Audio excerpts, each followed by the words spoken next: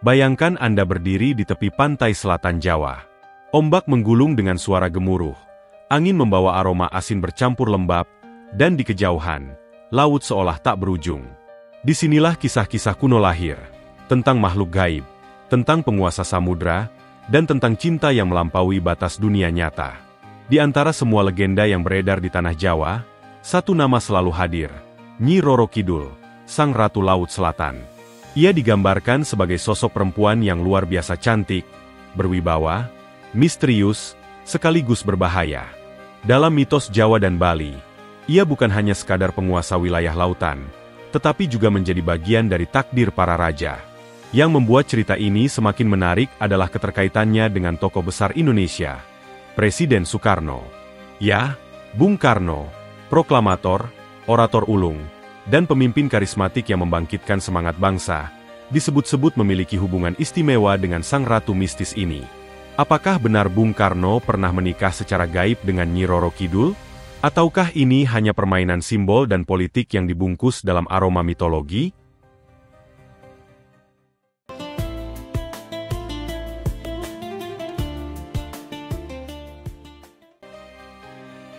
Sebelum membahas Bung Karno, kita harus mengenal siapa sebenarnya Nyi Roro Kidul. Legenda tentangnya punya banyak versi. Ada yang menyebut ia adalah putri kerajaan Pajajaran yang mengalami kutukan, lalu memilih hidup di Laut Selatan. Ada pula yang mengatakan ia adalah makhluk gaib yang sudah ada sejak awal zaman, menjadi penjaga keseimbangan antara daratan dan lautan. Meski versi kisahnya berbeda-beda, satu hal yang sama, Nyi Roro Kidul digambarkan berparas menawan, mengenakan kebaya hijau, dan berkuasa penuh atas Samudra Hindia, terutama di wilayah selatan Pulau Jawa.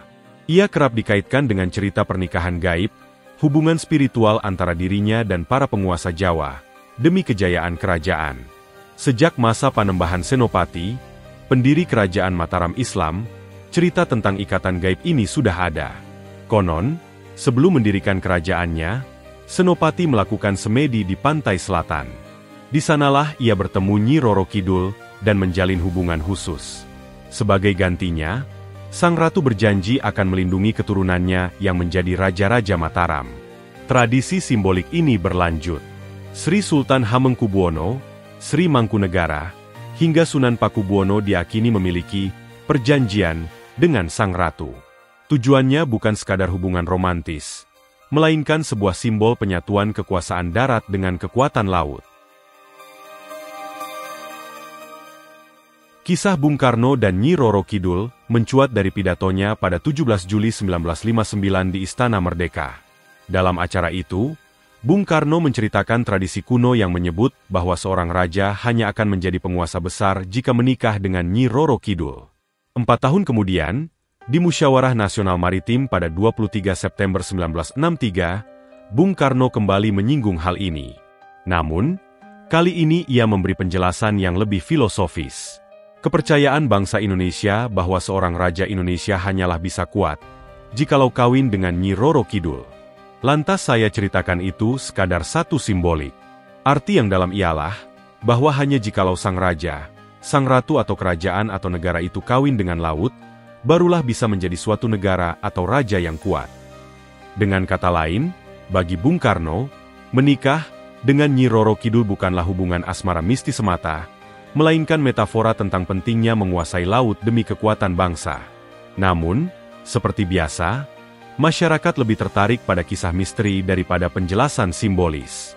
Pada 1960, Bung Karno membangun pesanggrahan Tenjo Resmi di tepi pantai Citepus, Sukabumi, Jawa Barat. Bangunan ini menjadi istana kecil tempat Bung Karno beristirahat sekaligus memandang langsung ombak Laut Selatan. Tak jauh dari sana, ia juga membangun sebuah hotel yang kini terkenal karena satu ruangan, kamar 308. Bagi sebagian orang, kamar ini dianggap sebagai pintu menuju kerajaan Nyi Roro Kidul. Cerita-cerita pun berkembang, bahwa Bung Karno sering menginap di kamar itu, dan di sanalah ia bertemu sang ratu. Bagi penggemar kisah mistis, detail ini seperti potongan puzzle yang menguatkan keyakinan bahwa pernikahan gaib itu benar adanya.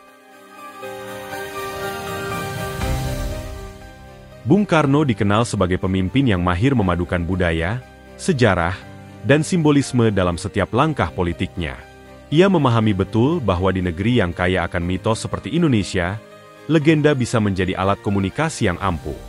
Menyebut Nyi Roro Kidul dalam pidato, apalagi di forum besar, bisa jadi adalah cara Bung Karno untuk membangkitkan rasa kebangsaan dan persatuan, dengan mengaitkannya pada tradisi nenek moyang. Namun, bukan berarti ia sepenuhnya tidak percaya pada hal mistis.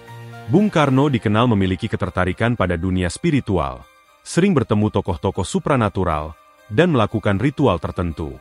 Jadi, kemungkinan ia menghormati atau bahkan berinteraksi secara spiritual dengan Nyi Roro Kidul tetap terbuka. Kamar 308 dan kisah yang tak pernah padam. Hingga kini, Kamar 308 di hotel dekat pantai Pelabuhan Ratu tetap menjadi daya tarik wisata mistis. Di dalamnya terdapat lukisan perempuan cantik berbusana hijau, diakini sebagai potret Nyi Roro Kidul.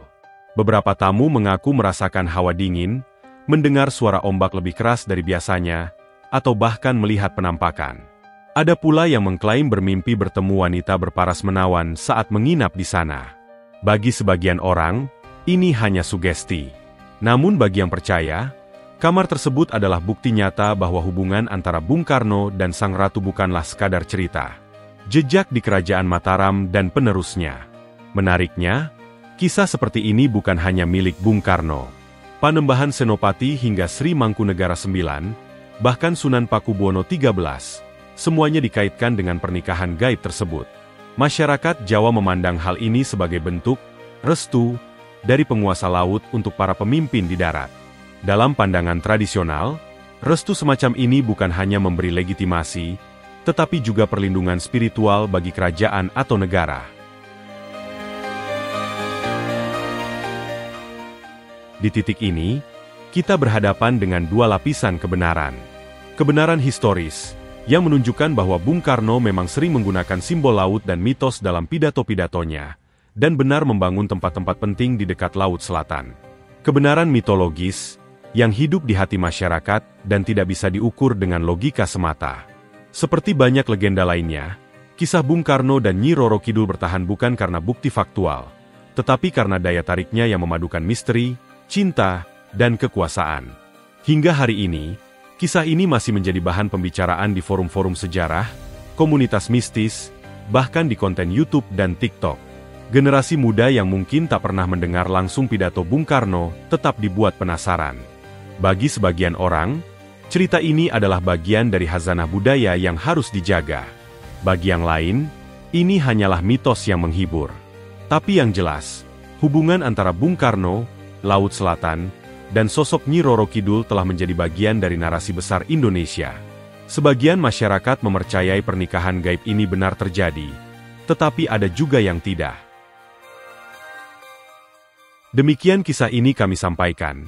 Semoga bermanfaat serta menginspirasi, dan menambah iman kita kepada Allah Subhanahu wa Ta'ala. Terus semangat dalam beribadah, jangan lelah berbuat kebajikan, dan terus perbanyak sholawat kepada Rasulullah Muhammad Shallallahu Alaihi Wasallam. Akhir halam, wassalamualaikum warahmatullahi wabarakatuh.